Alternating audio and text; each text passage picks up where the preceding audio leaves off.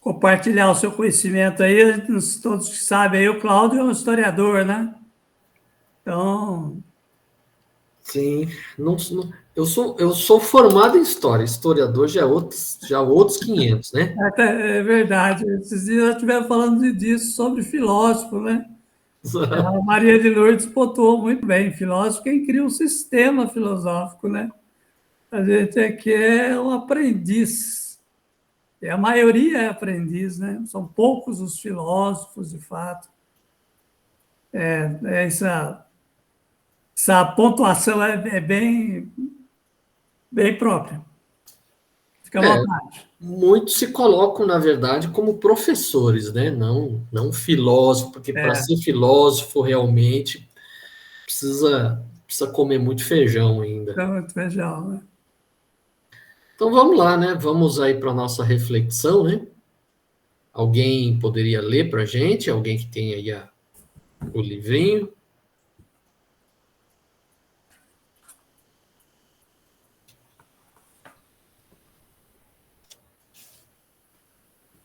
Quem poderia? Ninguém puder, eu posso ler. Eu posso ler. Joel não está no jeito. Então, vamos lá. Vai, Vanessa, eu já falei bastante. Deixa a Vanessa. Tá bom. O espírito da fortuna.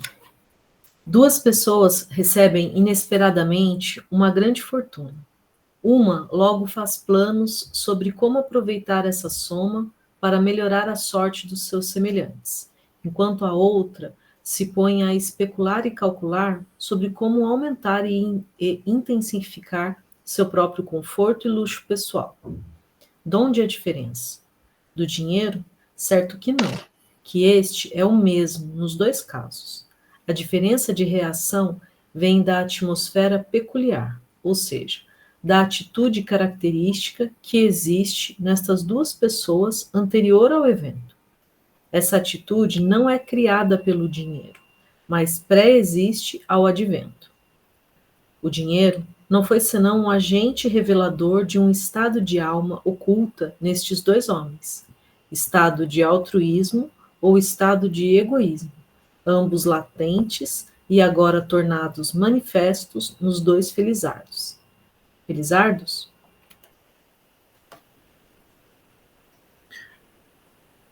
E aí, o que vocês pensam aí?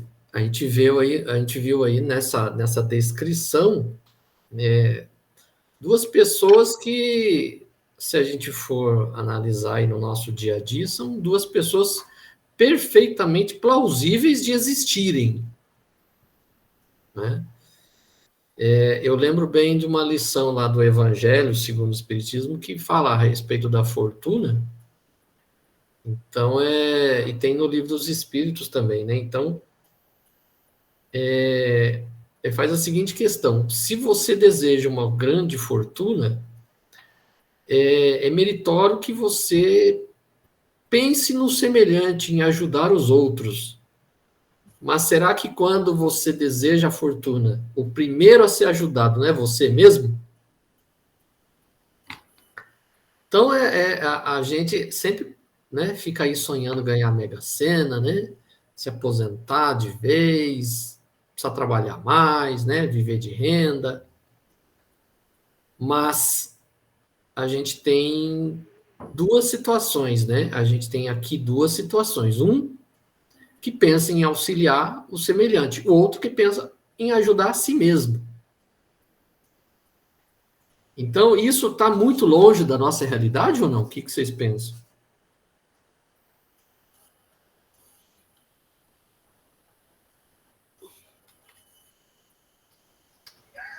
Eu acho que são atitudes bem comuns, né? Tanto na época antiga como até hoje.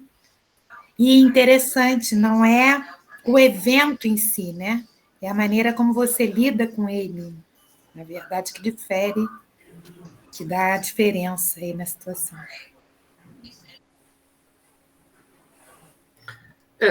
Tem algumas pessoas que, né, condenam, né, colocam o dinheiro como um mal da sociedade, que o diabo está no dinheiro, o dinheiro, né? O problema não é o dinheiro, o problema é quem utiliza esse dinheiro, né? O dinheiro é um instrumento. O dinheiro, ele existe como algo criado, inclusive, na antiguidade para facilitar as trocas. Então, o problema não é o meio pelo qual essa fortuna circula, e sim a forma como cada um utiliza isso. Como qualquer instrumento. Você pode dar uma faca na mão de uma pessoa para cortar alimento e fazer um prato de alimento para alguém, como você pode pegar a pessoa pegar a faca e enfiar na barriga de alguém. É a faca que é culpada? Ou é quem utilizou? Então, a gente pode aí pensar nessa coisa de agente, né? Quem é o agente que está utilizando?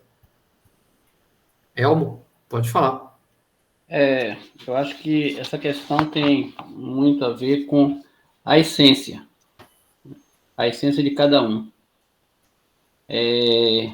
Uma vez eu ouvi uma frase que dizia assim: entre o remédio e o veneno está apenas a diferença na dosagem, né?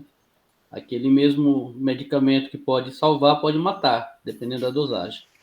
Então, muitas vezes o que difere nessa história aí, vamos pensar que ambos estivessem recebendo a mesma quantidade de dinheiro, só que um teve uma atitude e outro teve outra. Por quê? É a essência, é o que está lá dentro. E é isso que muitas vezes difere no dia a dia das pessoas. Como é que nós vamos reagir a um insulto? Depende da sua essência. Como é que você vai reagir a uma palavra má dita contra você? Depende da sua essência. Se a sua essência, se a sua tendência, ou como nós ouvimos muito, se a sua reforma íntima não está em dia, você vai agir como qualquer outra pessoa, ou seja, você vai retribuir na mesma medida. Você vai retruncar a ofensa feita. Uma vez eu estava ouvindo uma palestra do Leandro Carnel e ele dizia assim, que você, a partir do momento que alguém te ofende, só se você permitir que ela te ofenda. Se você não permitir, o que ela falar para você não tem nenhum sentido. Não te ataca, não ataca a sua essência. Agora, quando você permite, sim, aí você dá abertura para que tudo que ela fale, tudo que ela faça, venha te ofender, e aí você tem o seu direito, você se sente no direito de fazer a resposta, o retorno. Joelma? Eu acho que depende muito dos valores, né, de cada um.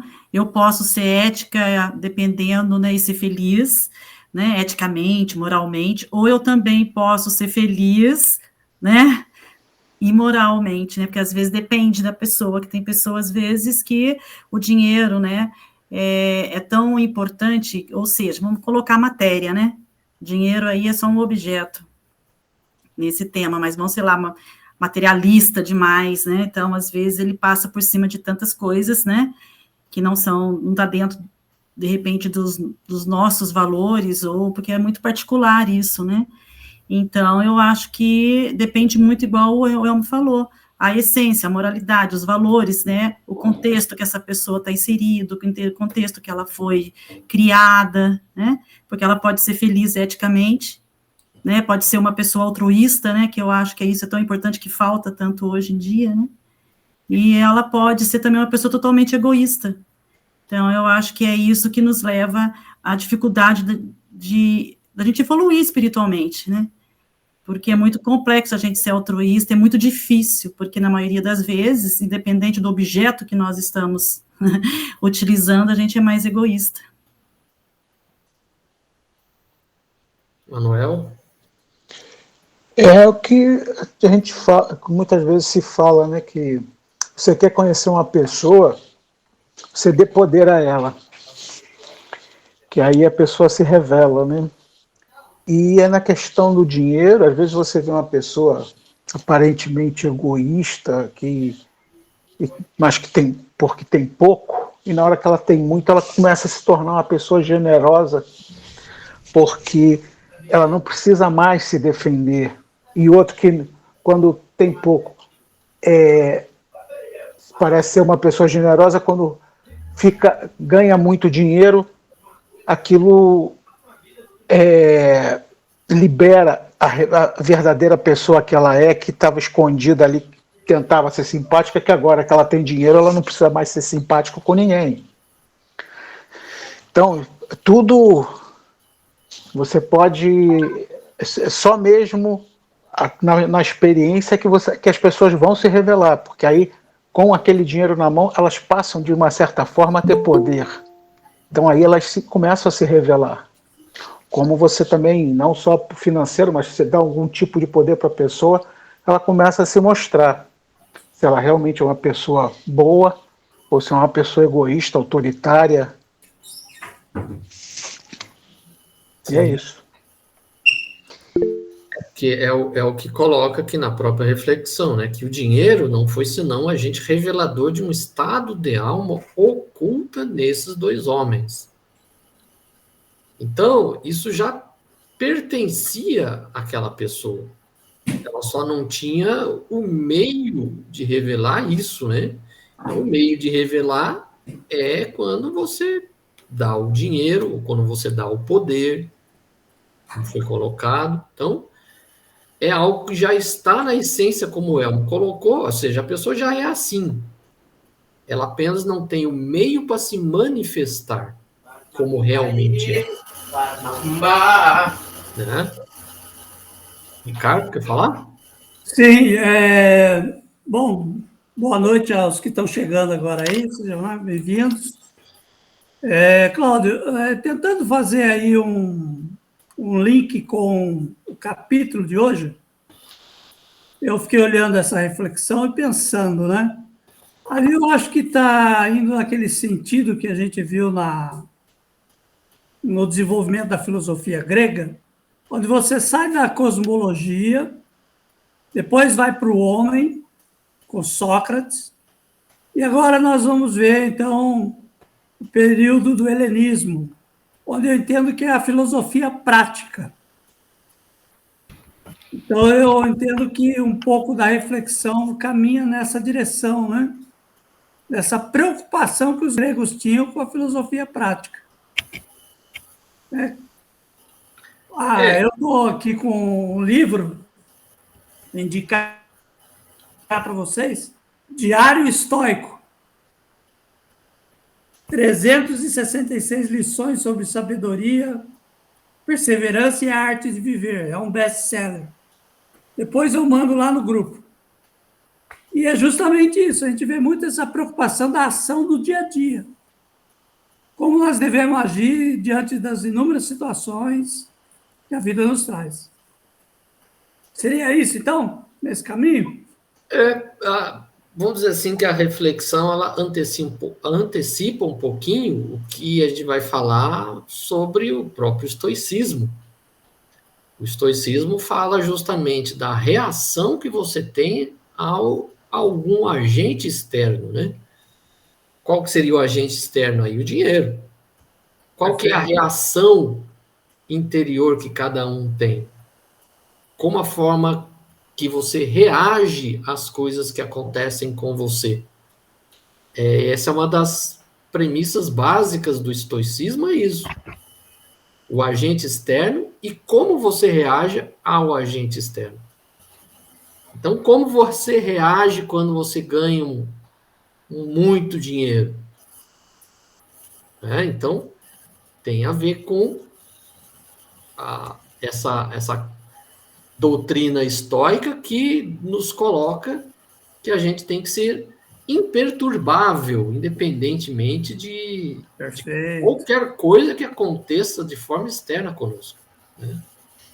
E é uma coisa interessante que o estoicismo está em moda. Tá. Está em moda. Tá tão em moda que é bom, às vezes, cuidado para não cair aí em cursos aí que isso é só caça-níquel. Perfeito. Então, vamos explorar isso aí um pouco mais ao longo da aula. Sim. Podemos ir para a apresentação, mais alguém tem alguma coisa a colocar?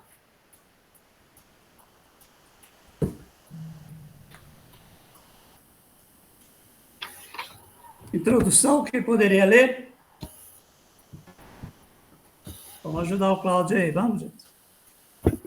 Somos aliados aí. Posso ler aqui. Isso aí. Introdução. O período da filosofia que se seguiu a Aristóteles é denominado filosofias do helenismo, e estas se assentaram principalmente sobre bases socráticas, platônicas e aristotélicas. São elas o estoicismo, o epicurismo, o cinismo, o hedonismo, o ceticismo e o ecletismo.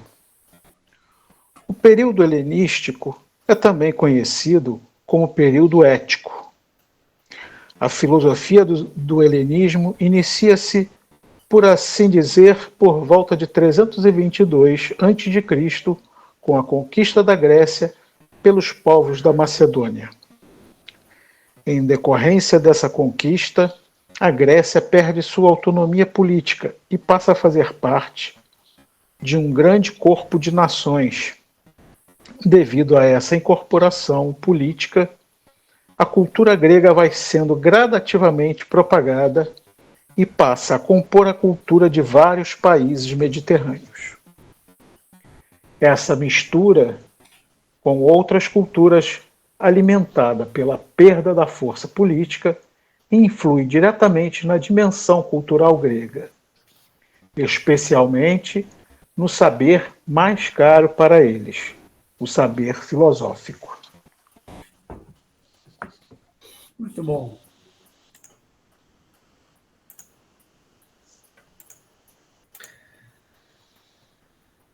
Bom, eu vou passar também a apresentação paralelamente aí à nossa conversa.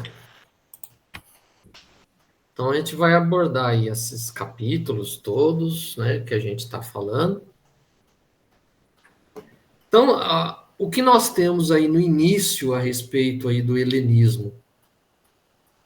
Nós vimos aí de uma situação de conflito, né, bélico entre Atenas e Esparta. E após, né, a chamada Guerra do Peloponeso, então a Guerra do Peloponeso foi um conflito entre os espartanos, né, da Liga Peloponesa, contra Atenas e seus aliados da Liga de Delos. Então, Atenas acaba criando todo um império, né, marítimo ali. Então, toda essa área em amarelo aí seriam Atenas e os seus aliados. E o que está em vermelhinho aí seria Esparta e seus aliados. Então, há um conflito muito, assim, jamais visto entre os gregos, e isso provoca um enfraquecimento muito grande das cidades gregas. Vamos dizer assim que eram duas potências, né, duas superpotências em conflito, nada muito diferente do que a gente vê hoje, né? Parece que depois de mais de 2000 anos de história aí, as coisas continuam nesse mesmo patamar aí de moralidade do ser humano, né?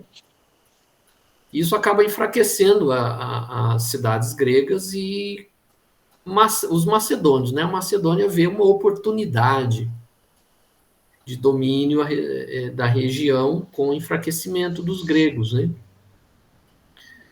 E aí as cidades gregas perdem a sua independência. Então, vamos dizer assim, essa cultura grega é conquistada pela Macedônia, que era considerada pelos gregos ainda bárbaros, né? E a Macedônia vai ampliar essa difusão da cultura grega por todo o império que Alexandre conquista. E aí há essa mistura, né, de culturas, como coloca aqui na introdução. Então, a mistura dessas culturas oriental, asiática, com a cultura grega, cria-se o que a gente chama de helenismo. Então, seria a civilização helenística.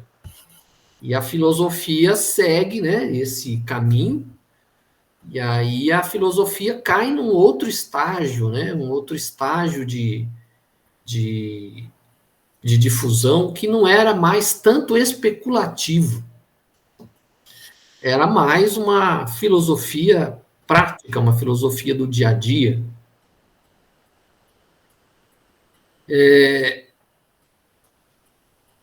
Nós temos aí depois a conquista, né, por Alexandre o Grande, da toda a região aí grega, começando aí pelo seu pai, né, Filipe II.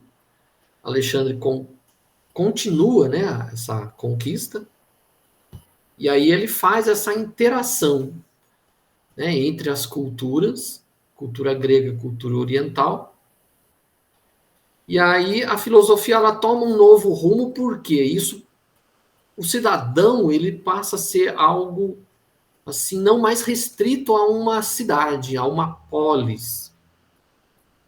Então o cidadão ele passa a ser um cidadão do mundo.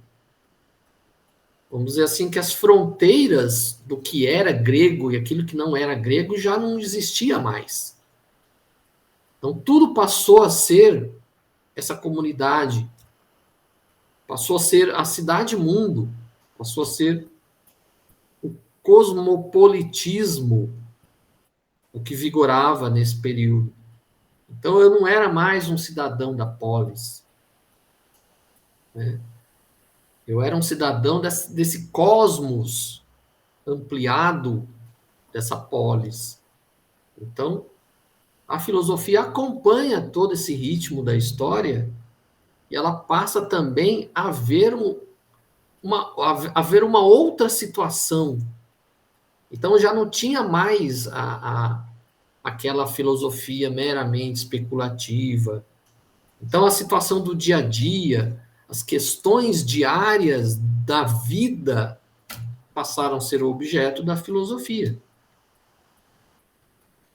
Então, aquela liberdade que existia política em Atenas, da democracia, em que as pessoas deliberavam a respeito dos rumos da cidade, tudo isso acabou. Então, não existia mais aquela liberdade política de decisão. A política não era mais objeto da filosofia, porque a política agora ela era determinada por um poder superior, pela monarquia. Então não havia mais discussões em praça pública. As pessoas não estavam mais voltadas às decisões da cidade. Então, como que, assim, perdeu-se o objeto do assunto, né? Como se diz no direito, quando contesta-se alguma coisa e esse direito se perde, então perdeu-se o objeto. Então a vida política nas cidades já não existia mais. No que a filosofia iria se voltar? Qual o rumo que a filosofia iria se voltar? Né? Era a vida diária, era nós. Voltou-se, né? A filosofia voltou-se não mais para um lado político, mas para um lado interno, para um lado pessoal, para o lado da conduta das pessoas. Então não se preocupava mais com os destinos da cidade, com a administração da cidade, mas como eu agia no dia a dia. Agia em relação às coisas, agia em relação à sociedade, agia em relação às outras pessoas. Então, a vida privada, né, ela passou a ser o centro das atenções. É aquilo que eu vivencio no dia a dia, que é agora aquilo que eu vou filosofar. Porque já que aos destinos da cidade já não me cabe mais, né, é algo que já não é mais, já não nos pertence mais, então a gente tem que procurar o quê? Pensar a respeito do nosso dia a dia, das coisas que a gente faz, da nossa relação com o outro. Né? Eu peguei um trechinho aí de um livro que é também de história da filosofia, Giovanni Reale e Antiseri, ele fala o seguinte, que o ideal da polis é substituído pelo ideal cosmopolita. O mundo inteiro é uma polis. Ou seja, a cidade não era mais ali intramuros, era todo esse universo expandido. Então ele fala que o homem citadino, ou seja, o homem da cidade, é substituído pelo homem indivíduo. A contraposição grego-bárbaro, em larga medida, é superada pela concepção do homem em uma dimensão de igualitarismo universal. Então não existia mais o cidadão e o escravo, o cidadão e o servo, porque todos estavam nivelados por baixo, né? Você sendo cidadão ou não sendo cidadão, você não tem mais direitos políticos. Então não cabe mais a você decidir o destino da sua cidade. Então você não tem mais direitos políticos, você, vamos dizer assim, você se igualou com todo mundo. Você tem direitos, que vamos dizer assim, civis, mas de vida, mas de determinar aquilo que a sua cidade vai ou não fazer, você não tem mais. Então todos se viram ali em pé de igualdade. E aí a filosofia tinha que tomar outros rumos, né, numa situação dessa. Então, o que se entende é assim, que essas correntes filosóficas desse período, eles vão tratar da vida pessoal, vão tratar do íntimo do ser humano. Então, se formula modelos de conduta, artes de se viver, filosofias de vida, como se conduzir na sociedade. Então, eram tempos assim que eram muito diferentes da Grécia clássica, né, podemos dizer. E eram tempos assim meio difíceis, principalmente depois de guerras, de conflitos devastadores. A cidade de Tebas, por exemplo, que ousou se rebelar contra Alexandre o Grande, Alexandre arrasou com a cidade. Foram poupadas apenas algumas residências, entre eles do poeta Píndaro, que era um poeta admirado por Alexandre. Então, eram tempos difíceis para as pessoas, os conflitos. Então, percebia-se que as pessoas, na verdade, elas estavam meio que desorientadas, elas precisavam uma orientação, um norte, um consolo, algo que as pudesse apaziguar, né, a sua situação de vida. Então, era necessário algo que desse uma paz de espírito para essas pessoas.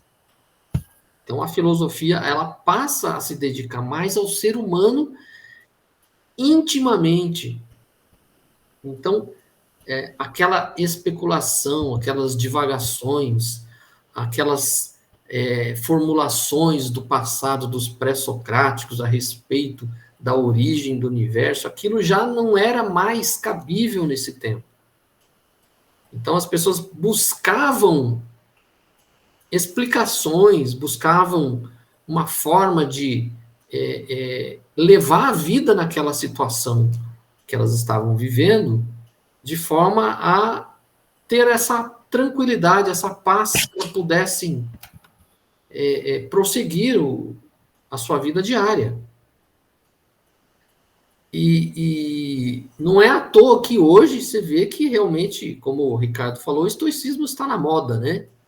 Porque você vê muitas pessoas que precisam alguém lhes dizer, alguém lhes explicar, lhe dar algum alento, alguma forma de se conduzir para passar por esses momentos em que a gente vive na nossa sociedade de muita ansiedade, né, de muito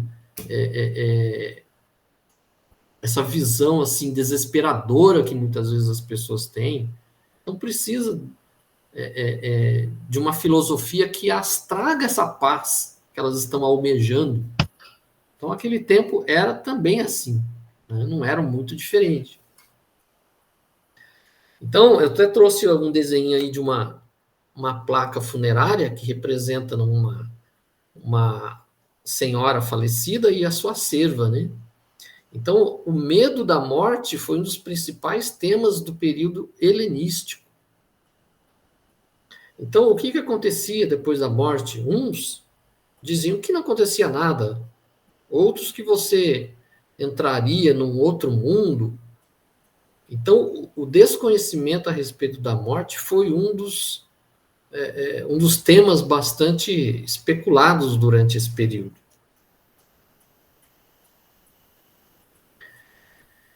E aí a gente vai entrando aí na parte aí das duas escolas antropocêntricas, né?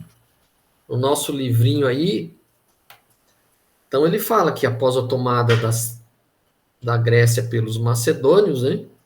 Então, eles levam a cultura grega a todos os cantos do império. Então, há uma difusão, há uma fusão entre as culturas oriental e grega, né? E aí ele cita essas duas escolas, que é o dos sofistas e os socráticos, né? Que eram duas escolas centradas no ser humano. Então, quando a gente entra no socratismo, a gente entra nessa filosofia centrada no ser humano. Então, passa-se aquela questão de investigar a respeito do cosmos e investigar o próprio homem. Então, aqui ele coloca que os sofistas, né, para os sofistas, a felicidade humana não pode ter como base senão o real e o verdadeiro. Esse real e verdadeiro seria o dia a dia, a vida em curso, a nossa luta diária. Então, os sofistas, eles procuravam dar respostas para as perguntas, mesmo que essas respostas não fossem respostas corretas, mas a resposta que a pessoa precisava escutar. E os socráticos, né? Os socráticos entendiam que apenas através das virtudes que tornará o homem feliz. Portanto, entes materiais não fazem parte do universo socrático. Então, Sócrates não se preocupava com coisas materiais. Então, aqueles que seguiam a linha socrática não entendiam que a matéria faria a felicidade do ser humano. Eram as virtudes, ou seja, seria aquilo que nós temos em essência, melhorada, isso é que vai nos fazer felizes. A matéria, possuir bens materiais, isso não era sinônimo de felicidade. Então, esse era o entendimento socrático.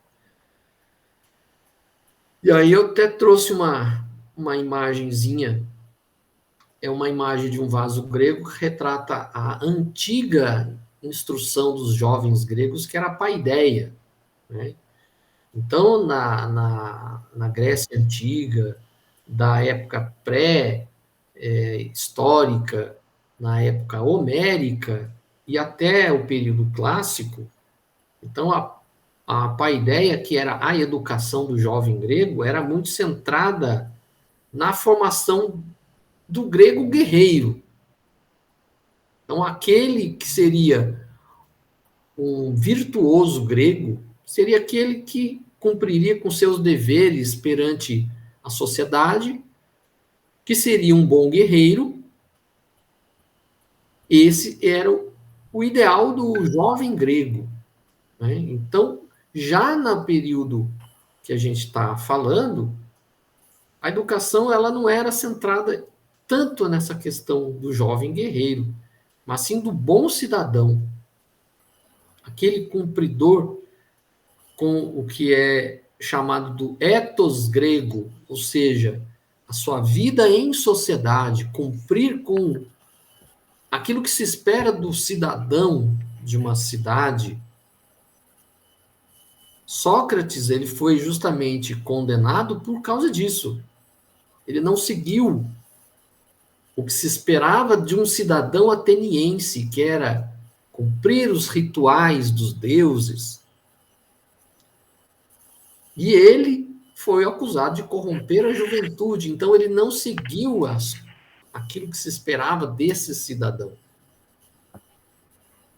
Então, no período já que a gente vai retratar, que a gente está retratando, que é o período helenístico, já essas questões especulativas já não eram mais o foco. Então, o foco era o dia a dia, era aquilo que realmente nós estamos vendo o hoje, né? O aqui e agora. Né? Não tanto o amanhã, mas o aqui e agora.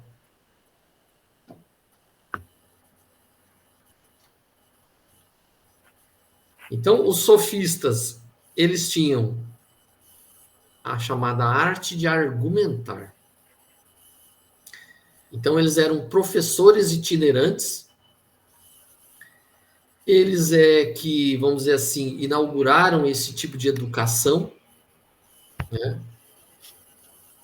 Já Sócrates é centrado na dialética socrática, né? Só sei que nada sei. Então, ele faz essa busca pelo saber, em que induz as pessoas a buscarem dentro de si mesmo aquele conhecimento que está ali, de repente oculto, e a pessoa mesmo muitas vezes não sabe. E aí centralizado muito na chamada dialógica, né? Então, é conversando, é trocando ideias que as pessoas vão se descobrindo e descobrindo que pensam que sabem alguma coisa, mas na verdade não sabem que não sabem, né? Então, são duas escolas que são centradas no homem, mas uma busca um saber interno, descompromissado com coisas materiais, e a outra busca um ensinamento baseado ali no aqui e agora, no que você está vivendo e naquilo que você precisa. Então, os sofistas, eles ficaram com a má fama de distorcer a realidade. Até trouxe a imagem do Protágoras, que ele dizia que, é uma das frases lapidares dele, né? Que o homem é a medida de todas as coisas, ou seja, cada um tem a sua verdade, né? Não existe uma verdade única para todos. Então, no momento, no estágio que as pessoas estão vivendo, não existe uma verdade para todas as pessoas. Você tem a sua verdade, como o outro vai ter a sua verdade. Mas isso não necessariamente está errado. E aí cada um tinha que procurar descobrir a sua verdade.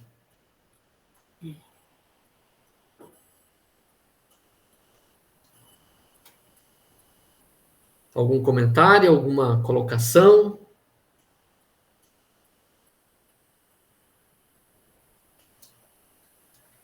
Podemos prosseguir?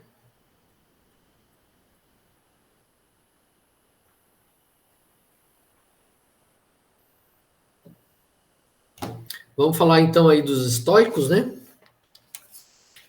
Estou no nosso livrinho aí. Então é colocado aí que o estoicismo, fundado por Zenão, de Cício, na cidade de Chipre, né? Tem entre os seus principais filósofos Cícero, Sêneca, Epiteto e o imperador romano Marco Aurélio. Então, esse dos estoicos, e o que nós vamos ver mais para frente, que é dos epicuristas, são as duas correntes que foram as mais fortes nesse período. Sobreviveram durante aí séculos, na época do Império Romano. Então, Zenão, ele defendia, né, a noção de que toda realidade existente é uma realidade racional. Então, diziam que todas as pessoas eram parte de uma mesma razão universal ou logos. Cada pessoa é um microcosmo, reflexo do macrocosmo, origem do monismo spinoziano. Então, o que eles colocavam? Que nada acontece por acaso. E o ideal do estoico é se posicionar com indiferença aos acontecimentos exteriores, a tranquilidade estoica.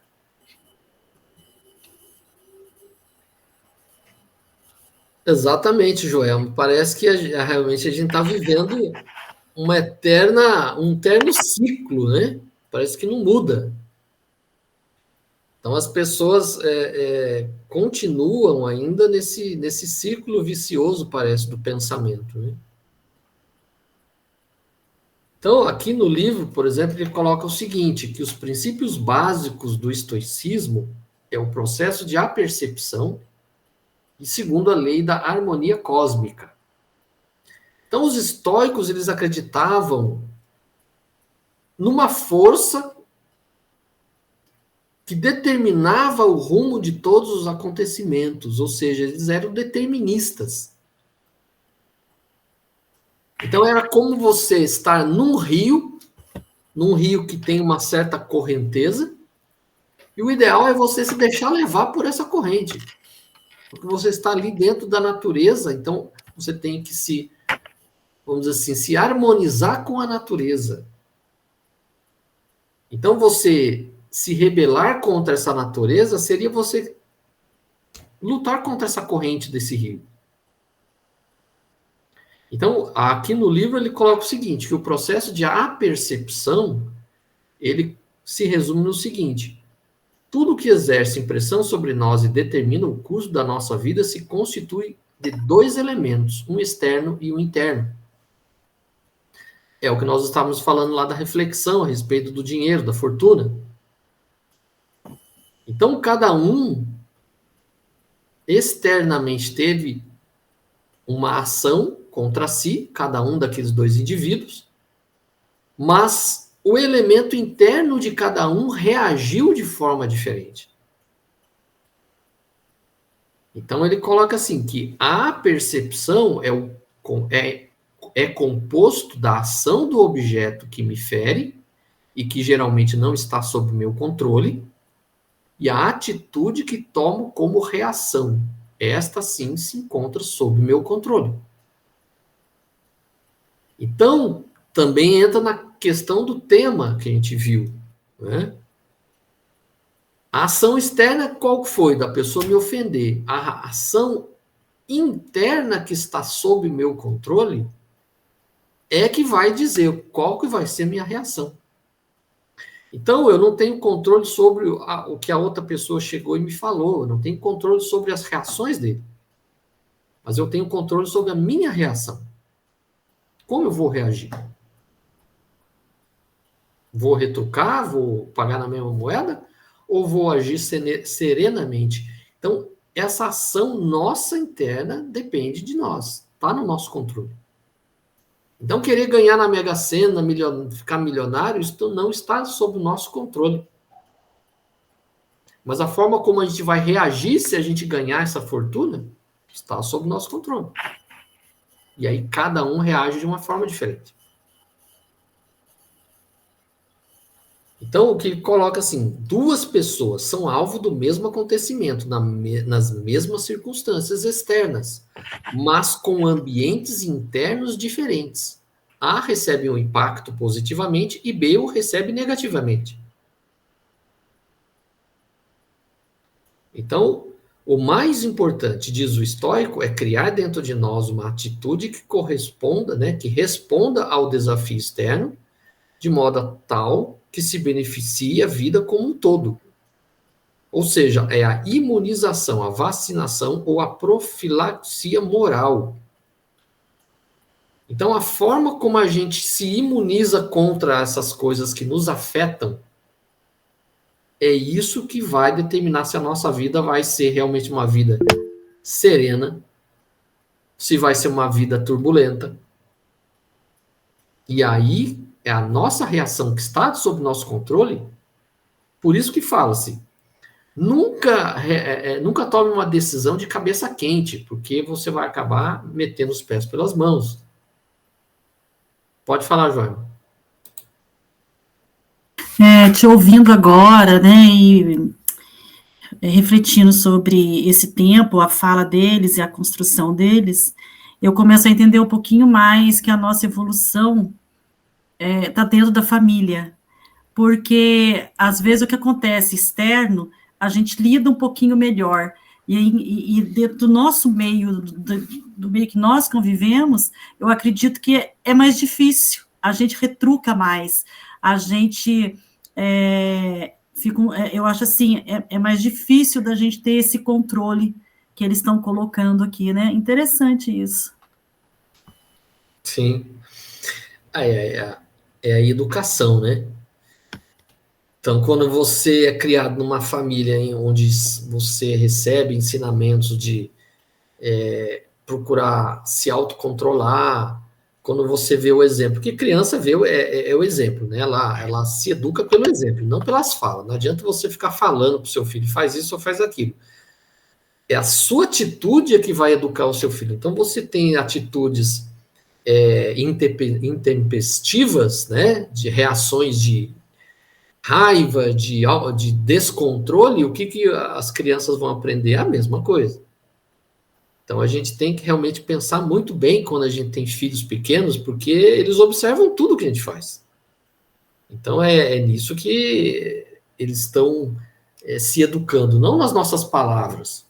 Porque a escola eles vão aprender instrução, né? Educação é dentro da família, é dentro de casa. Então, a forma de se comportar moralmente é na família. A escola só vai aprender a matemática, português, inglês, é só isso. Então, realmente é muito importante. Então, esses pensadores históricos, eles entendiam que existia uma fonte de princípios racionais que dirigia o universo, o mundo, que é aquilo que nós chamamos Deus. Né? No próprio Livro dos Espíritos coloca lá o que é Deus. Então não se coloca quem é Deus. Deus não é uma personalidade, não é uma personificação humana. Né? É algo que a gente ainda não tem condições de entender. E isso, inclusive, está na própria mitologia dos maias, por exemplo, um povo da América Central, América do Norte, ali, México. Eles também entendiam Deus como uma força que dirige o mundo. Né? Não era exatamente um personagem, não era alguém, era algo que estava por trás de tudo que dirigia os acontecimentos do universo, do mundo. Então, os estoicos entendiam também dessa forma. Existia essa força que coordenava, que harmonizava tudo, e o ser humano fazia parte dessa natureza. Então, não era um ser à parte. Fazia parte dessa mesma natureza. Então, para você estar harmônico com essa natureza, você tem que seguir segundo o que essa natureza está colocando no seu dia a dia. Então, aquilo que não estava sob o seu controle faz parte da natureza. Então, não está em você, no seu poder mudar. Então, você tem que se adequar, você tem que se harmonizar com essa natureza.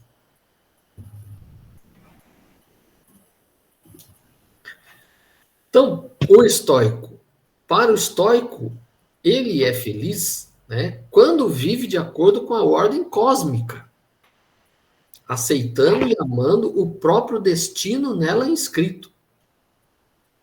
Vocês já devem ter escutado falar naquele mantra que às vezes os evangélicos falam, Deus tem um plano para você. Vocês já ouviram falar nisso, né? Deus tem planos para você. Então, os estoicos dizem isso. A ordem cósmica tem planos para você. não é Deus, é a ordem cósmica. Então eles entendiam que é impossível a gente ser feliz se a gente acreditar que a gente pode ter tudo que a gente quer. Então, é óbvio que a gente não consegue ter tudo que a gente quer. Então, a origem da infelicidade é quando a gente fica almejando coisas que não estão no nosso poder. Então, eles entendiam, aquela pessoa que tem uma fortuna, ele pode até ter desejado aquilo, mas ele não conseguiu aquilo porque ele quis simplesmente, é porque essa ordem cósmica fez com que ele tivesse essa fortuna.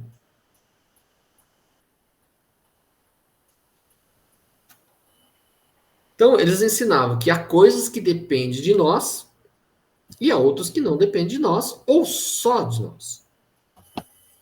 Então, construir a felicidade, né, usando a minha vontade para querer apenas aquilo sobre o que eu tenho poder. Então, se eu quero ser feliz, eu tenho que ter a consciência que eu não posso tudo que eu quero e eu tenho que me adequar àquilo que eu posso. Assim eu vou ser feliz. Então, se eu for ficar sempre querendo algo que não está no meu poder, que eu não posso, eu vou ser sempre infeliz. Então, a gente tem que adequar as nossas aspirações àquilo que eu posso ter, aquilo que eu consigo, aquilo que está no meu poder. Então, ele vem uma outra parte aqui do nosso livrinho que ele fala assim, que o estoico, ele é invulnerável e sereno às perturbações externas. Ele vive na consciência calma. Então, aí depois tem aqui o segundo princípio, né, que são 2 princípios que no nosso livro coloca, 2 princípios básicos. Então, o processo de apercepção, que é essa questão do elemento externo e interno, e o segundo princípio, que é da harmonia cósmica.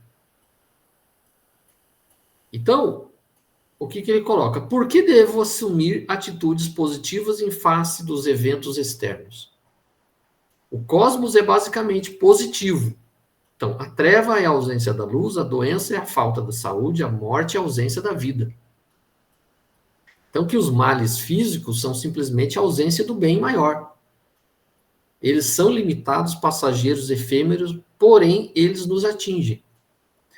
Então, o que eles colocam para a gente é simplesmente os males, eles não vêm simplesmente para nos atazanar a vida. Os males fazem parte dessa natureza. Então, nós temos que entender que isso também faz parte da natureza. As coisas boas e as coisas ruins, tudo faz parte da natureza. Não existe uma conspiração para que nós, né, nos lasquemos na vida e soframos. Então, isso faz parte. Coisa boa, coisa ruim. Faz parte da natureza. Então, se a gente quer ser feliz, temos que estar em harmonia com essa natureza. Ou seja, em harmonia tanto com as coisas boas quanto com as coisas ruins. Aí ele coloca assim, que o indivíduo e o cosmos têm um centro comum. São concêntricos. Se uma criatura pretende destoar dessa natural concentricidade, ou seja, lutar contra a maré, você está lá naquele rio. O rio está te levando, você quer lutar contra a maré, né? Então, evidenciando-a como um novo centro, ela passa a ser excêntrica. Ou seja, ela não é mais concêntrica, ela não está nessa harmonia, ela está excêntrica, ela está contra essa harmonia. Então entra em conflito com o cosmos. Isso significa maldade, infelicidade, pecado, neurose e desequilíbrio. Então você não se harmonizando com esse plano cósmico vai gerar infelicidade. Porque você vai estar querendo algo que não está no seu poder. Você vai estar lutando contra essa harmonia cósmica que vai existir independente da sua vontade. Então, independente de você estar infeliz sendo pobre, você vai continuar sendo pobre. Fala no seu cu. A não ser que você ganhe na Mega Sena.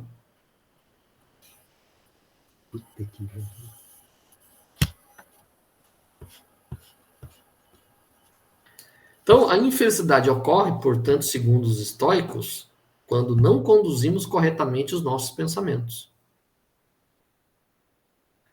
A paixão, né, pathos em grego, é o resultado do uso inadequado da razão. Assim, dominar as paixões é o objeto principal da ética estoica. Então, a palavra paixão no latim, por exemplo, passione, significava sofrimento. Quando fala paixão de Cristo, o que é? Sofrimento de Cristo. Então, para isso, o esforço em controlar os pensamentos será fundamental. Então, o estoico, ele tem que ser uma pessoa que controle os seus pensamentos. Ele tem que ter o autocontrole. Para, de repente, numa discussão, não sair no tapa com alguém. Então, você aceitar a situação, por exemplo, de um cidadão que é mal educado e vem te xingar, vem te ofender, como no estoicismo coloca, que tudo faz parte da natureza, aquele cidadão também faz parte da natureza. Então, ele te ofender está na natureza. Então, cabe você aceitar essa circunstância como algo que faz parte da natureza. Então, você permanecer na serenidade diante da situação. Né? Então, eu lembro muitos anos atrás, quando eu não conhecia nada de filosofia, né? Então falava-se lá na serenidade estoica, né? Então, a pessoa que recebe o sofrimento, né, com uma tranquilidade. Então, o estoico é justamente esse, a pessoa que está imperturbável na alegria e na tristeza, na felicidade ou na infelicidade, na riqueza ou na pobreza. Então, independente daquilo que esteja acontecendo, independente do que o agente externo esteja se manifestando para você, o seu interior, o seu interno tem que manter a tranquilidade para que você seja feliz. Esse é o que os estoicos colocavam. Alguma colocação, alguma ideia de que vocês?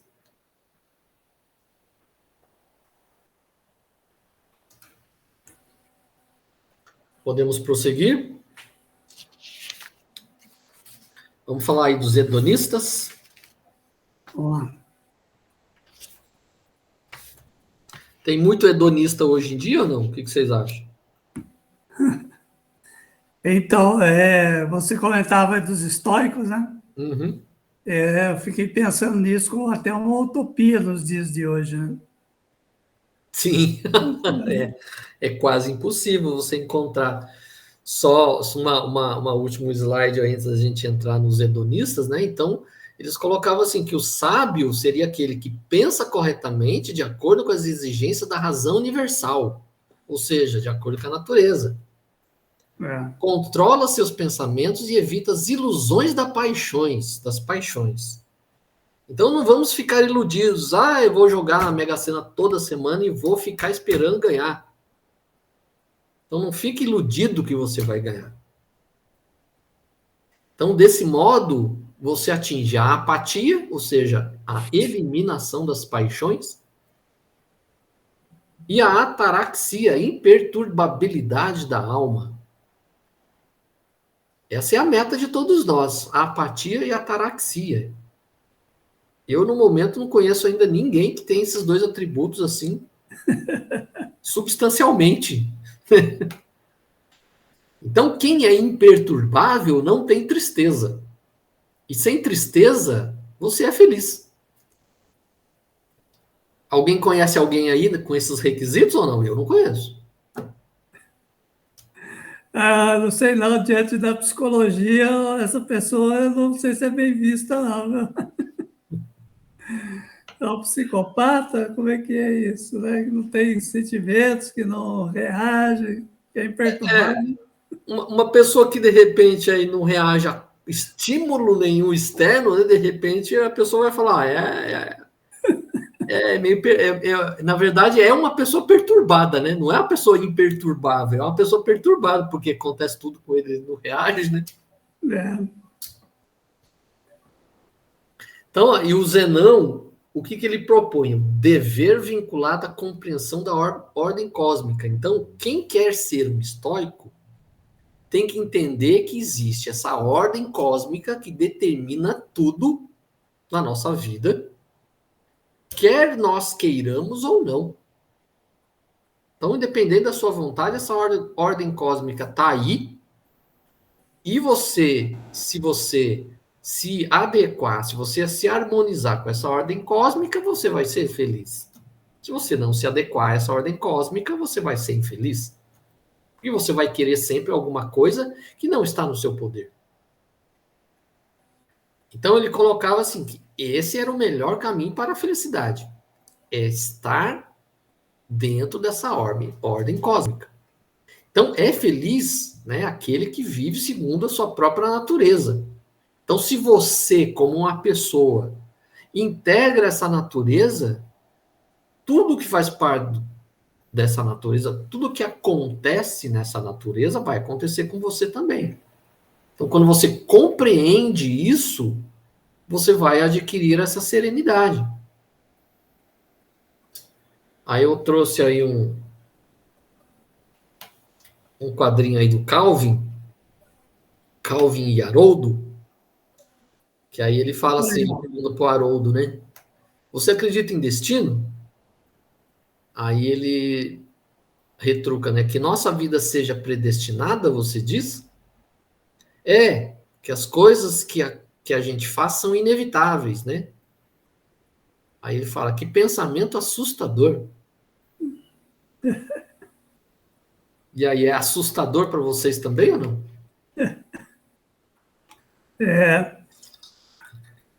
Bom, interessante nesse slide, Cláudio, que você colocou, é uma questão aí da psicologia, né? Que é essa harmonização do seu interior com aquilo que você externa.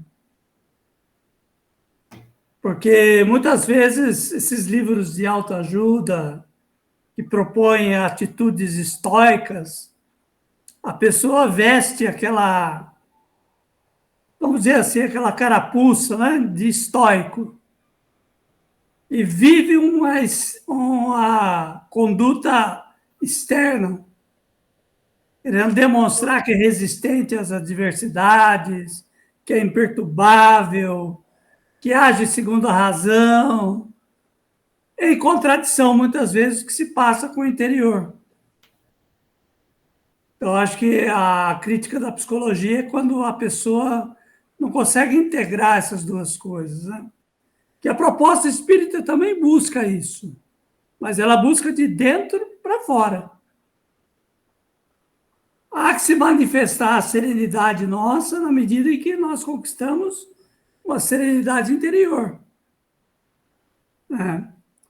Eu acho que isso às vezes é um erro que muitos cometem. Por isso que essa fórmula, como fórmula de autoajuda, muitas vezes cria mais problemas psicológicos do que auxilia. O professor, é tão interessante colocar, né, que, como eu disse, parece que a gente está vivendo essa época, né, em pleno século XXI. Parece que um vazio tão grande que hoje a gente pode perceber que os terapeutas holísticos estão aumentando muito, os psicólogos estão, né, aumentando a procura, porque as pessoas, elas estão, assim, simplesmente, assim, para encontrar alguém na vida, para decidir algum propósito, seja o que for, precisa de alguém para ela poder se firmar, para ela poder acreditar naquilo, né? E quando nada dá certo, seja o que for, aí é o destino. Aconteceu, é o destino, eu tinha que passar por isso, eu tinha que fazer isso, fazer aquilo, né? E é lógico, a doutrina traz para a gente que nós temos o livre-arbítrio, né?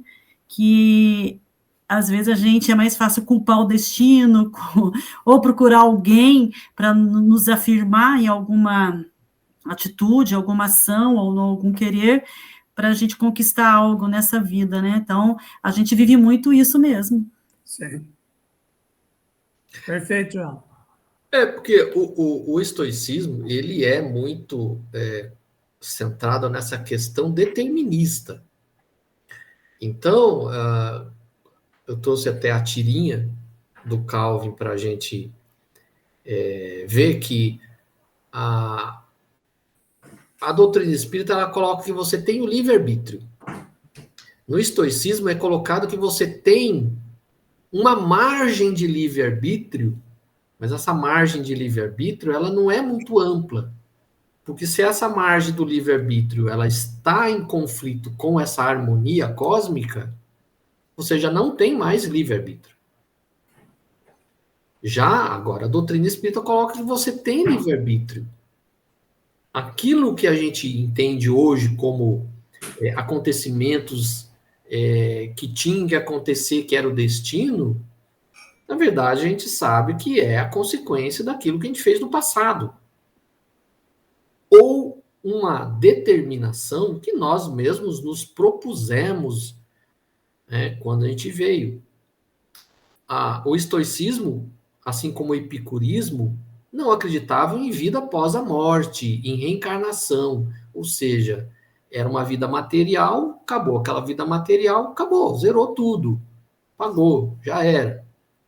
Então, nós entendemos que não é assim. Então, no Espiritismo, você tem a reencarnação, que é uma explicação para muita coisa do que nos acontece hoje. Ou nós estamos colhendo as consequências daquilo que nós fizemos, ou nós estamos passando por experiências necessárias para que a gente aprenda. E a maioria das vezes essas experiências necessárias foram fixadas por nós mesmos antes da gente reencarnar. Eram experiências que nós sabemos que a gente precisava passar. Então, nós nos colocamos isso. Porque, a não ser pessoas que estão realmente em uma situação assim, de dificuldade de decisão, a grande maioria, quase totalidade, quando vem ao mundo, ele vem com um programa de aprendizado elaborado pelo próprio reencarnante. Então, como uma doutrina materialista, que só via o mundo material aqui, agora e até o fim da vida, então os estoicos não tinham esse esclarecimento de que as contingências que passava nem sempre era realmente uma coisa da natureza, que faz parte dessa natureza, mas sim um aprendizado que nós nos autoimpusemos. São dificuldades que nós nos autoimpusemos para alguma finalidade, de aprimoramento moral, aprimoramento intelectual. Né? Mas eles entendiam dessa forma, porque eles não tinham essa noção, de vida após a morte ou de reencarnação. Então, para eles, era como na tirinha. A nossa vida é predestinada. Então, não importa o que eu queira fazer na minha vida. Se esse plano cósmico, se essa harmonia cósmica não bate com a minha vontade, eu tenho que me harmonizar com essa situação, como se colocava muito que o estoicismo era a filosofia do conformismo, Então eu tenho que me harmonizar com aquilo que eu não quero, porque senão eu vou ser infeliz. Então eu tenho que aceitar que essa harmonia cósmica não vai me propiciar algo que eu estou desejando. Então não me resta outra alternativa, eu tenho que me harmonizar com essa situação. Seja boa ou seja ruim, faz parte da natureza, conforme os estoicos colocavam. Então eu tenho que me adequar a isso para eu ser feliz, senão eu vou ser sempre infeliz.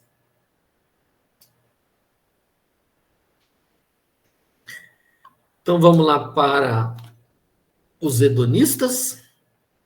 Então o hedonismo, defendido principalmente por Aristipo de Cirene.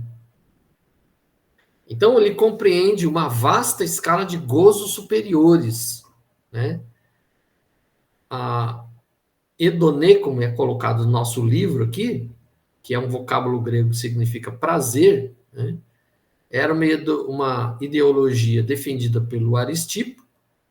Ele prega que as satisfações pessoais do homem, sejam de que natureza for, são os supremos e únicos destinos da vida.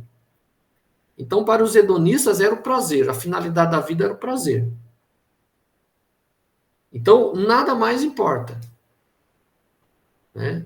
A minha finalidade na vida é o prazer. Coloca-se muito, pelo menos eu não entendo dessa forma, que o epicurismo seja muito próximo do hedonismo. Então, a minha visão é que o hedonismo colocava como finalidade da vida o prazer. O epicurismo que nós vamos ver colocava como meio de se conseguir a felicidade o prazer. Então, o prazer para os epicuristas, na minha visão, o prazer era o meio para se chegar à felicidade. Para os hedonistas, a finalidade era o prazer. Não era o meio, era o fim. Então, a finalidade da vida era o prazer. Para os epicuristas, a finalidade da vida era a felicidade, utilizando-se por meio do prazer. Então, os epicuristas, né, eles colocam que você não tem que ser apenas um instrumento do prazer para você chegar à felicidade, o prazer desmedido. Né? Isso é muito confundido, como se fossem pessoas que visavam o prazer acima de tudo. Os epicuristas, eles visavam a felicidade por meio do prazer, mas esse prazer, ele não poderia ser algo desmedido. Ele tinha que ser na medida certa. Ele não pode ser exagerado. Porque se for exagerado, aí ele não vai trazer felicidade, ele vai lhe trazer infelicidade.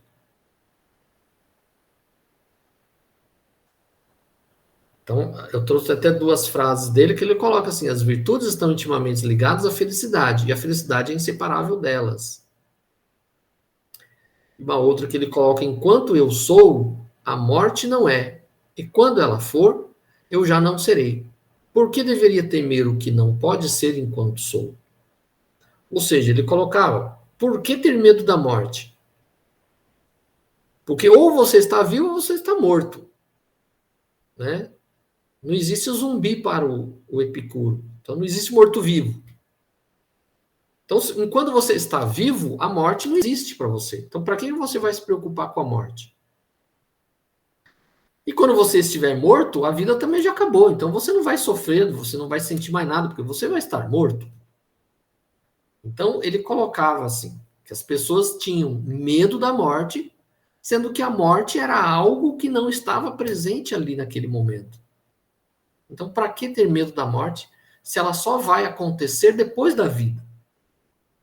Então, ou você está vivo ou você está morto. Enquanto você está vivo, a morte não existe. Então, ele colocava assim: não se preocupem, era algo, uma forma de colocar assim, que as pessoas se preocupavam demais com o que viria no futuro e se despreocupavam, né, com aquilo que estava no momento, não prestava atenção naquilo que estava vivendo no momento, em função de se preocupar muito com aquilo que nem aconteceu ainda. Tá aí no nosso livrinho, é colocado assim que essa escola, ela se aproxima muito de uma comunidade órfica, né, de estilo orfista. A harmonia e o prazer no presente é o que a eles importava. O prazer era o bem supremo e a dor o mal supremo. Então, aqui, diferentemente dos estoicos, ele já colocava que o mal era algo ruim. No estoicismo, o mal não necessariamente era algo ruim, fazia parte da natureza. Epicuro já coloca, não, o mal é algo ruim. Então, o prazer era a forma de se conseguir a felicidade com o bem, através, né, usufruindo, através do prazer, você consegue a felicidade, você consegue o bem. Então, aqui coloca-se que Epicuro era um homem de grandes amizades, porque era isso que pregava. Entretanto, possuía grandes inimigos filosóficos, principalmente os estoicos. Os estoicos sempre foram grandes adversários do epicurismo. Era, vamos dizer assim, como algo contrário ao epicurismo. Consta que ele deixou mais de 300 obras escritas, né? Foi a primeira filosofia a chegar em Roma, foi o epicurismo. As duas filosofias que se deram muito bem no Império Romano foi o epicurismo e o estoicismo. O estoicismo por pregar essa serenidade, essa tranquilidade, e o epicurismo pela questão do prazer. Né? Então, coloca-se assim que, no nosso livro, coloca-se que o epicurismo é um sistema filosófico de cunho individualista e utilitário. Alguns autores não entendem muito bem dessa forma, né? Como o Alan colocou no livro aqui. Não entende-se que ele seja utilitário, mas que ele visava a felicidade através do uso do prazer, das coisas prazerosas da vida. Então, o prazer, quando o próprio livro coloca, o prazer não significa necessariamente satisfação dos sentidos. Então, coloca assim que, para uma alma, o autocontrole, a temperança e a serenidade são componentes importantes para atingir o bem supremo. Então, o Epicuro, eu, pelo menos na minha leitura, não sei o que o Ricardo pensa, mas na minha leitura, Epicuro, ele ficou meio com a ficha meio suja no mercado. Então, não era bem exatamente isso, né, que falam mal do Epicuro, que era o que ele pregava. Ele colocava, inclusive, ao contrário dos estoicos, que você tem livre-arbítrio, sim, para mudar as coisas que você quer mudar. Então, ele, apesar do Epicuro ser um aluno da escola democrítica, ou seja, do atomismo, né, que entendia o universo como um mecanismo,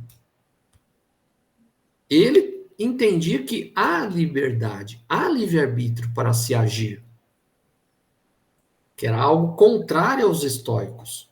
Então, os estoicos colocavam que você tem uma certa medida de livre-arbítrio, mas é algo muito pequeno, algo muito restrito.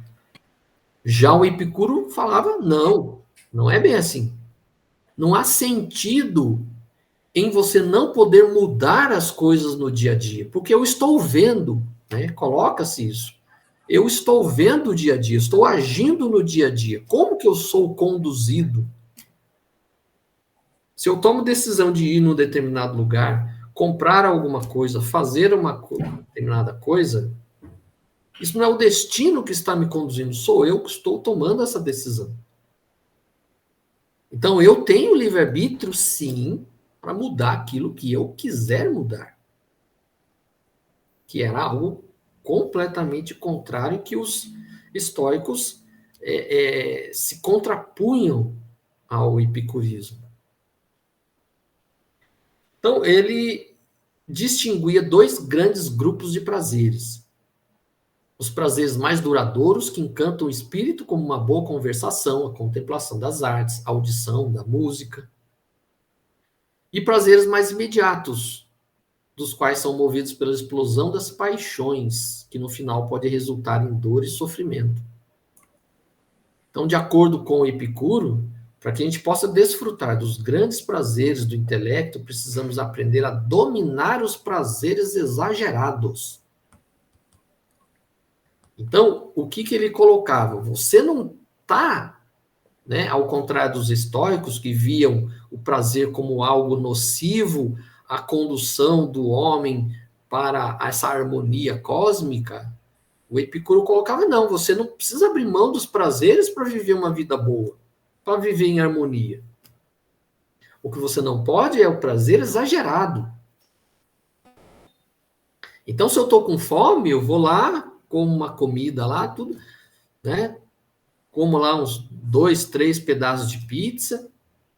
Agora, se eu comer 5 pizzas de uma vez, com certeza vai passar mal. Eu, Cláudio, Sim. a posição do Epicuro ela vai mais em direção ao equilíbrio, né? Que a gente pega num extremo tem o estoicismo, do outro lado o hedonismo. Então você vai ter encontrar aquilo que a gente procura praticar, né? Porque você colocou uma questão bastante interessante, essa do comer, né? Comer não é um ato estoico só, para alguns é, né? Mas é também um prazer de vida. Então você tem o prazer da mesa. Então aí você busca então não ser tão estoico na alimentação, mas também não ser também tão hedonista. Comer na medida certa, obtendo prazer e a saúde necessária através do alimento. Acho que esse é o caminho mesmo. Joelma?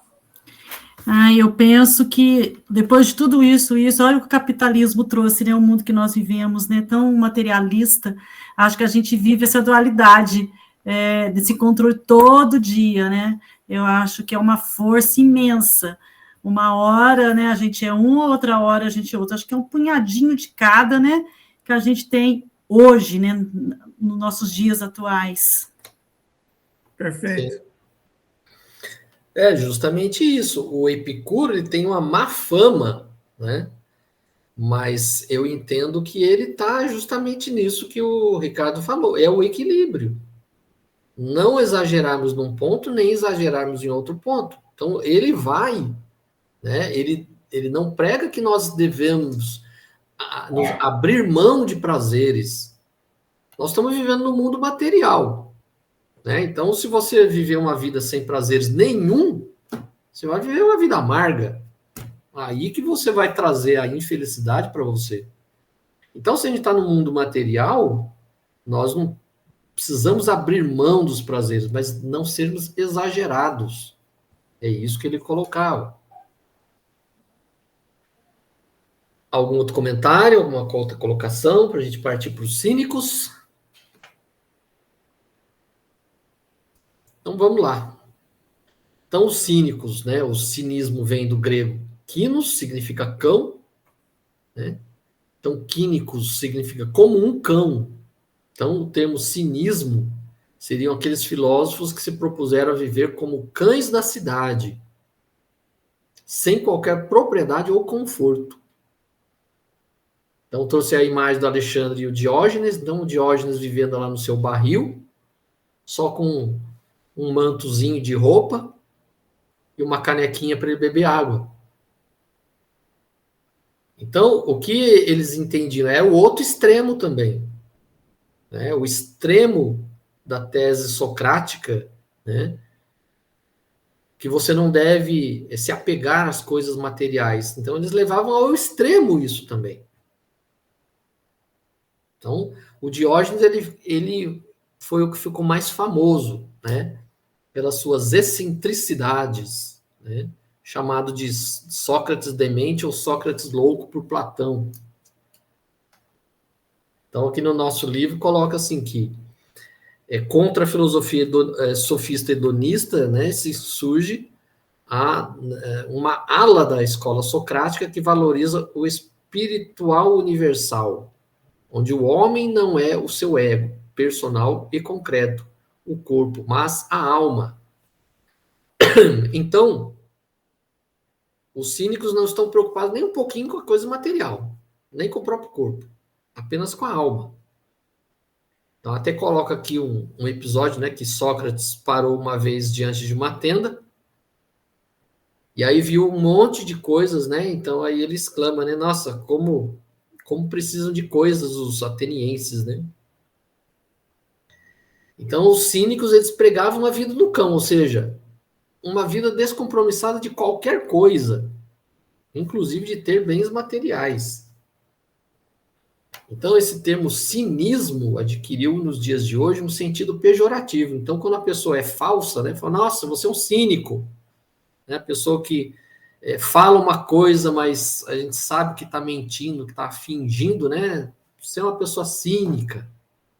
Então, hoje, o cinismo ele adquiriu esse sentido pejorativo, justamente porque os cínicos posteriores aí a Diógenes e outros filósofos dessa corrente, eles já só fingiam que levavam uma vida cínica. Né? Eles não levavam uma vida cínica de verdade, né? Só fingiam para inglês ver. É só para todo mundo achar que eu sou cínico, mas na verdade eu estou vivendo uma vida dupla. Então aí surgiu, né, o termo pejorativo de cínico para as pessoas que são falsas, né?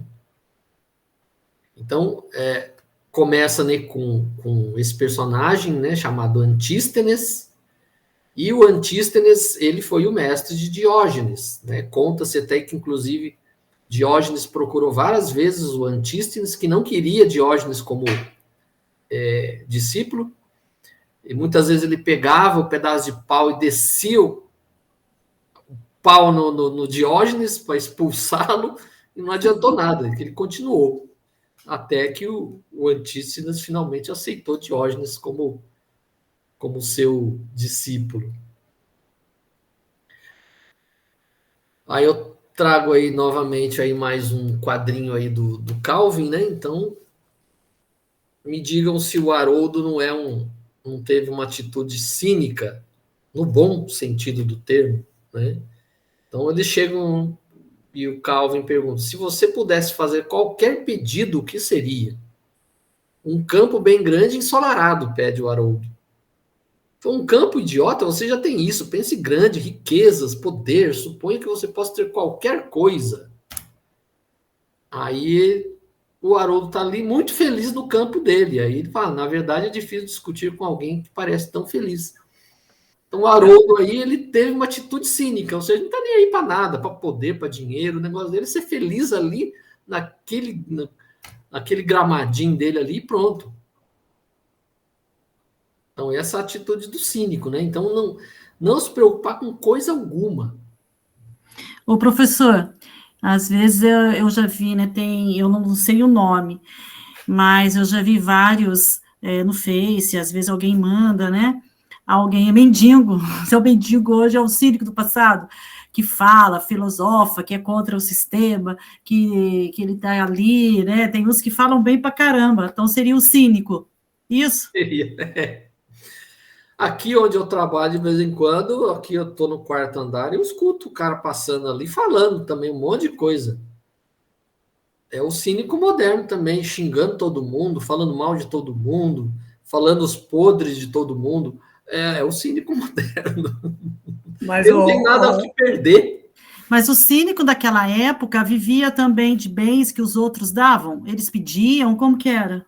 Provavelmente, pelo que eu sei, eles comiam, né, por doações, eles não produziam coisa alguma, eles viviam como cães.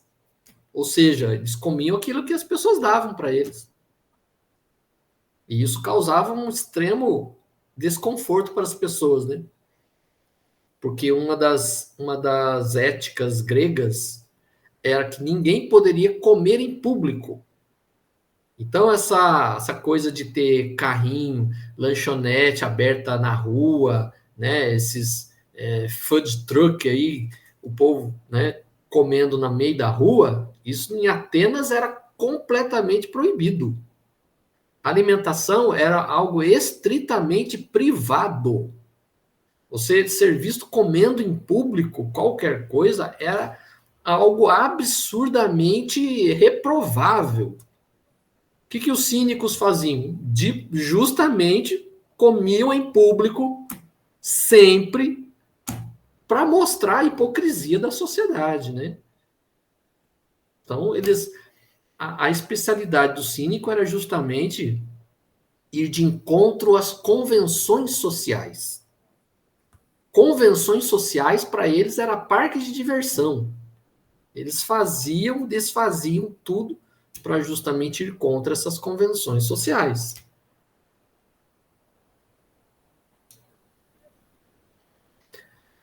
Então, aí, para a gente encerrar os céticos, alguma coisa, alguma outra colocação?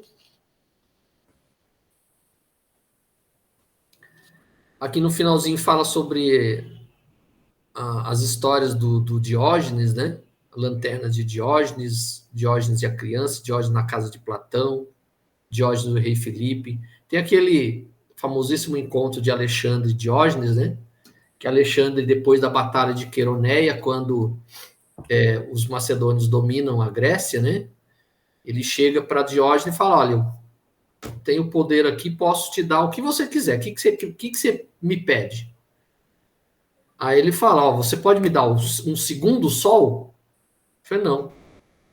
Então sai da frente aí que você está atrapalhando, está me fazendo sombra. Tem um outro episódio também que não é muito conhecido, mas que fala que Alexandre estava, quando chega Diógenes, começa a revirar ali um local cheio de ossos humanos ali. E aí ele pergunta, né, o que você está fazendo aí, né, o Diógenes? Eu estou procurando aqui a diferença entre um escravo e o seu pai, rei Filipe. Que aí diz que depois dessa, ele fala que se ele não fosse Alexandre, ele gostaria de ser Diógenes. Porque Diógenes, de uma forma muito sutil, ele quis mostrar, você não é mais do que ninguém. Todo mundo é igual. Na morte, todo mundo se iguala. Não existe o rei na morte e o escravo na morte. Todo mundo é igual. Então ele tinha essas tiradas aí que é justamente para abalar, né, os conceitos sociais da época. E aí, para a gente abordar o ceticismo,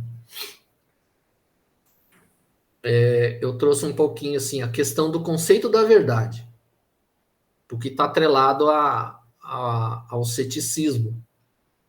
Então, a palavra verdade tem o sentido básico de uma correspondência entre o que se pensa e o que se diz e a realidade que se quer conhecer ou expressar. É o mesmo que conhecimento verdadeiro. Então, quando diversos filósofos que tratam da temática do conhecimento falam em conhecer a verdade, se refere não a só esse sentido básico que está aí no parágrafo anterior, mas também e principalmente a ideia de conhecer como o objeto é em sua essência. Ou seja, sua realidade intrínseca, que é aquilo que está dentro, aquilo que faz parte. Então, a verdade para os filósofos era aquilo que a essência daquilo é, do que é constituído, daquilo que faz parte. Então, para a gente abordar o ceticismo, será que é possível a gente conhecer a verdade? Então, nós temos aqui um quadrinho do Agar, né? Então, Agar e o filho dele, o Hamlet. Hamlet não era um guerreiro viking padrão, porque ele só gostava de ler, né? Ele era um literato. Então, aí ele fala para o Agar, né? Acho que o mundo é redondo.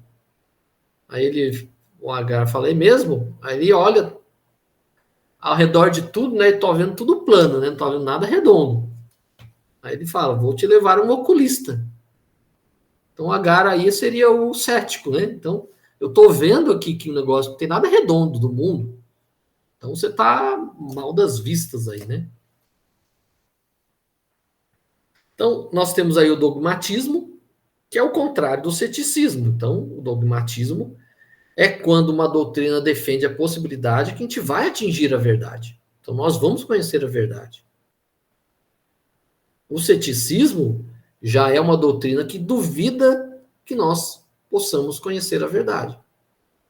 Então, alguns consideram Górgias como o pai do ceticismo e outros o Pirro como o pai do ceticismo. Então, Pirro é o pai do ceticismo absoluto. Então, nós temos aí o Pirro, né, que é o considerado o pai do ceticismo absoluto. Então, existiu o ceticismo moderado, seria o ceticismo acadêmico, né, que estava lá dos seguidores de Platão, na academia de Platão, né? Então, seus seguidores adotaram uma postura cética, mas uma postura cética moderada. Então, é chamado de ceticismo acadêmico, porque eles entendiam que, dependendo de certos critérios, poderia-se obter a verdade, chegar à verdade. Já Pirro, né, os pirronistas entendiam que a verdade ela era impossível de se atingir. Então, entendia-se o quê? Não é possível atingirmos a verdade. Então, o cético, ele suspende provisoriamente qualquer juízo, ou seja, a gente não vai ser possível atingir a verdade. Então, o ceticismo da palavra grega, né, que significa investigação ou questionamento. Aí eu trago uma imagem aí que eu acho que talvez vocês devem conhecer, de um famosíssimo cético que está no Evangelho. Lembra de quem é ele?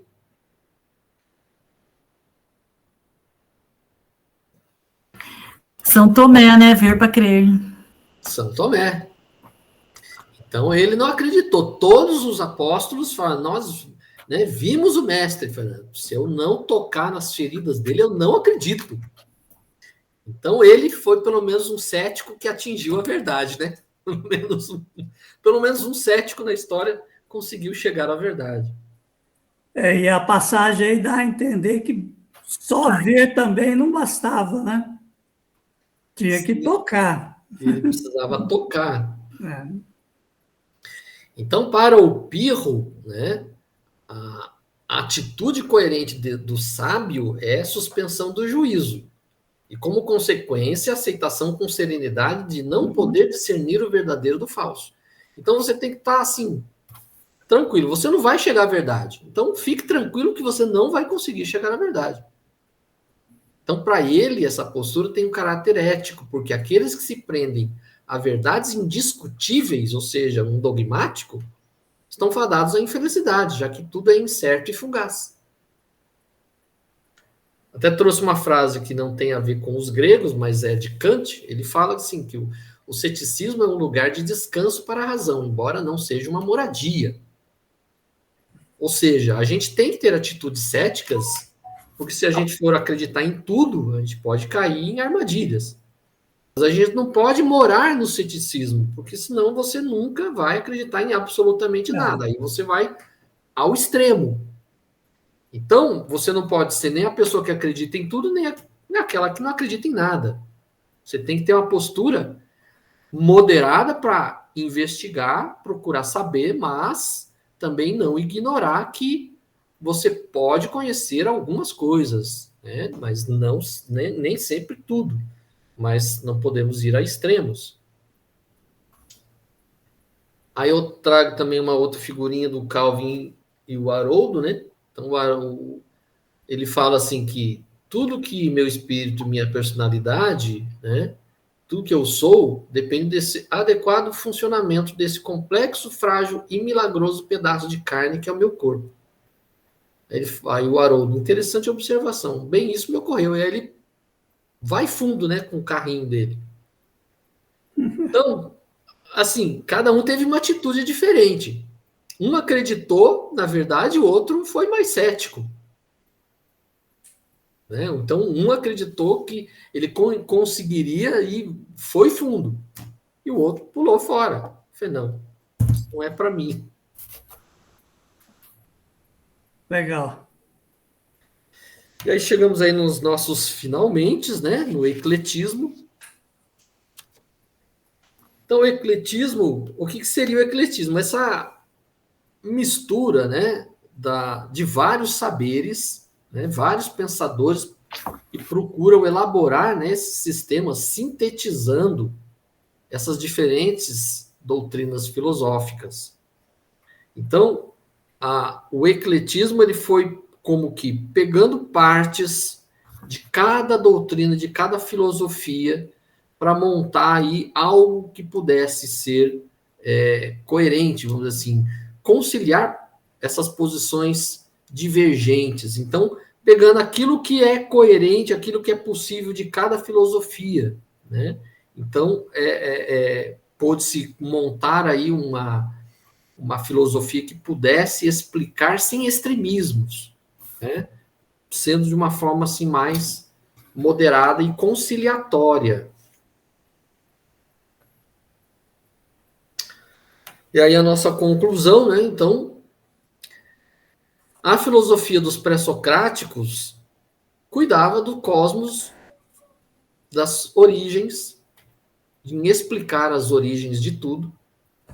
Sócrates buscou ocupar-se do ser humano, da vida da cidade, e vamos dizer assim, as filosofias helenísticas passaram a cuidar do viver bem, do viver agora, do viver no dia a dia. Eu trouxe aí a frase do Cícero, que ele diz o seguinte: não basta conquistar a sabedoria, é preciso usá-la. É uma frase que cabe bem na filosofia helenística. Então não adianta só você conhecer, não adianta você saber, se você não colocar isso em prática, se você não usar. Então a filosofia helenística é bem isso, é saber usar, utilizar como ferramenta esses conhecimentos. E eu coloquei também aí do Arquimedes, né? O Arquimedes foi um dos grandes cientistas, vamos colocar dessa forma, desse período helenístico. Então ele foi um grande inventor, né? Além de descobrir lá a falsificação dos metais na coroa do rei, ele viveu em Siracusa, né? E Siracusa, num determinado momento, ele estava cercada pelos romanos. Então, os romanos estavam ali, ao se expandir na ilha da Sicília, e ele inventou espelhos solares que concentravam a luz do sol, e o facho de luz solar, numa temperatura, queimava os navios romanos que estavam cercando o porto de Siracusa. E ele também é um grande inventor também da alavanca, né? Dê-me uma alavanca e eu moverei o mundo, segundo ele dizia.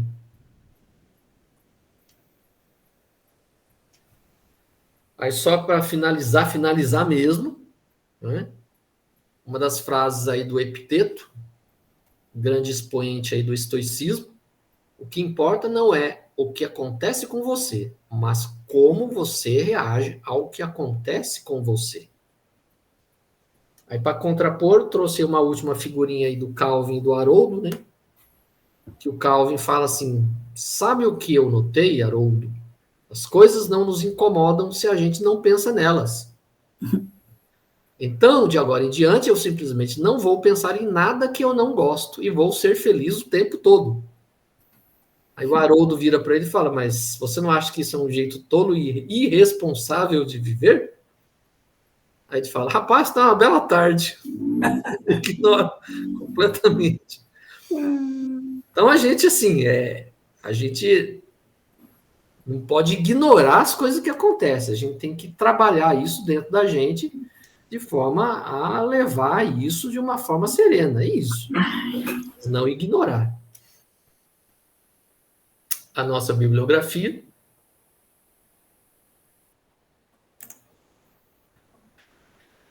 E é isso, gente. Alguma coisa, uma colocação, alguma coisa a pontuar, acrescentar aí?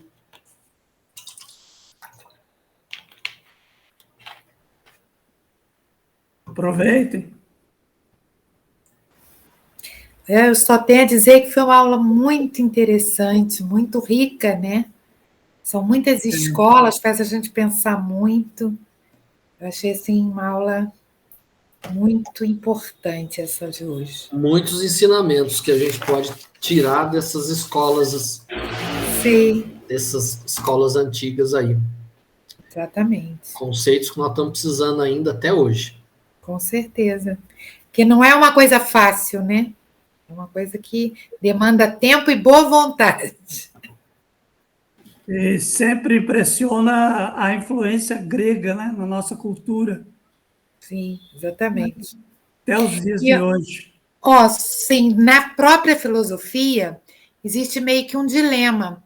porque a gente puxou do lado grego muita racionalidade a partir da epistemologia, né, teoria do conhecimento, essa questão do ceticismo, do criticismo, do dogmatismo, mas tem um grupo, até tem um filósofo que eu gosto muito, Pierre Hadot, ele trabalha a filosofia como um modo de vida, que é dessa época do helenismo. Ele começou estudando Marco Aurélio, e aí ele trabalha toda essa questão. Aí essa última frase que você colocou aí, não basta ter a sabedoria, né? Você precisa utilizar, viver com sabedoria, vamos dizer assim.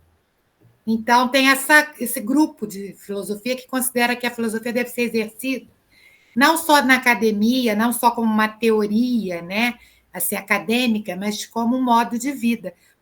Aí teria o exemplo do Sócrates e de vários filósofos que fizeram da sua vida, né, um viver filosófico. Mas é uma coisa muito difícil. Nem todos dão muito valor a isso na nossa sociedade, né? E aí esse seria um ponto de encontro da filosofia com a religião. Porque a filosofia muitas vezes se aproxima mais da ciência, né? Tenta se aproximar da ciência. Mas eu acho muito importante essa aproximação da filosofia com a vida humana, né? Com a ética, com o modo de vida. Eu acho essa aula assim primorosa. Muito bom. Cláudio, obrigado aí por compartilhar seu conhecimento. Eu que agradeço. Em nome de todos. Eu não sei se for possível disponibilizar os slides.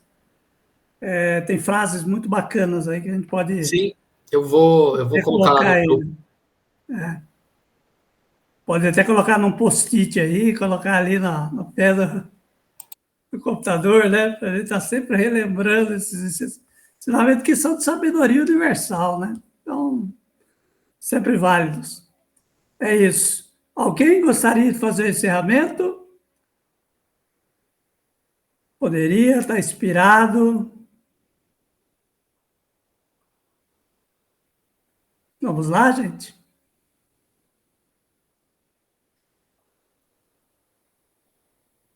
É o prazer da alma aí, hein? Fazer uma boa oração. Vamos. Posso fazer? Pode fazer. Que neste momento, todos nós, reunidos, com pensamentos positivos, com pensamentos do nosso Mestre Maior Jesus, possamos vibrar sentimentos de amor, de fé, de esperança, e que esses sentimentos atingem nossos irmãos que estão neste momento necessitando de algum conforto, seja espiritual, seja físico, seja material. Que o nosso amor atinge cada lar, principalmente os nossos neste momento que estamos ligados.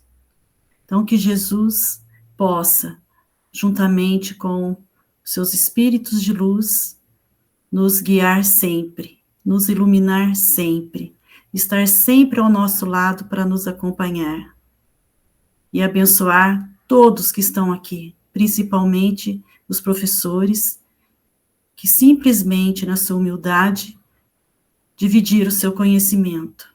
Então, que neste momento, nosso coração esteja junto do nosso Senhor Jesus, de Maria, de todos os espíritos que neste momento estiveram ao nosso lado.